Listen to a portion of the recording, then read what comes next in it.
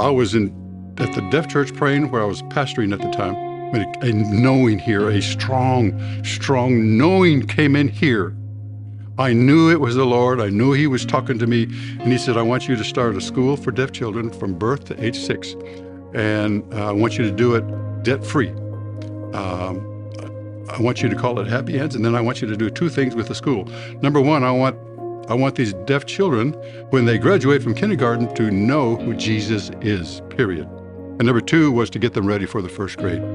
My wife, Judy, she helped in the process, from day 1. I became involved in Happy Hands through Alpro, and I was the first program director here 30 years ago. I became involved with Happy Hands right after the start as their first full-time teacher. That was really exciting. Yes.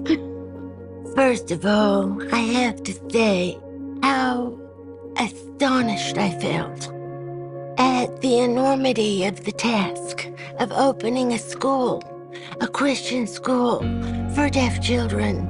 I remember how amazed that I was that each time God came through providing us with a place and with funding. And that was an overwhelming feeling of gratitude. I got involved with Happy Hands about 15 years into my career as a deaf education teacher.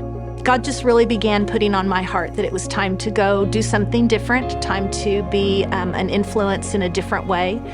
And I heard about this little school that had just started called Happy Hands. And so I contacted Al and started in June of 1997 as the program director, taking the place of Marie Gard. God's plans for Happy Hands should never be a surprise because God is amazing.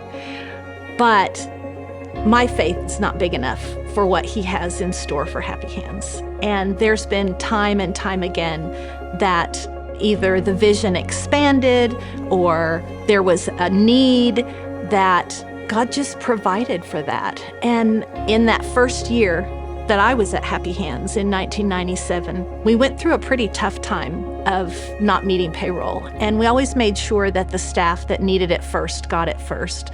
Every time that we needed money for payroll, to pay our bills, it came.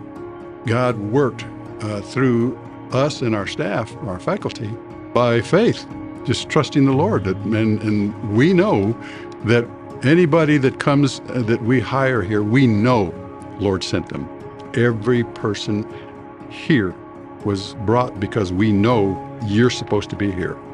God's been faithful in so many things, but I have to say that probably the most amazing thing was moving into this building, being awarded the grant from the Reynolds Foundation to be able to build this building, to be able to design it specifically for deaf and hard of hearing children, to take the dreams that we'd talked about for so long, and yet this isn't the end.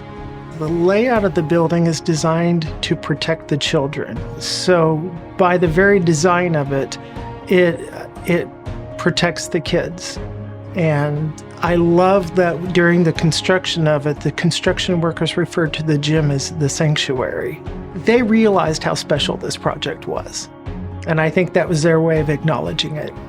Happy Hands Ministry to us, it became a culture for, we're helping the community in this way. And even on the job site, all the guys we felt called to be here. There's just no way this could have happened on our own. It was the Lord. It was no doubt. From 1989 and today, 30 years later. My dreams have been accomplished in many of the families that have come through, the families that now have very successful young deaf adult Christian men and women that are out there impacting the world. Our dream's not finished. Our dream is to continue to impact deaf children so that they can grow up and impact their world, their culture, and the rest of the world.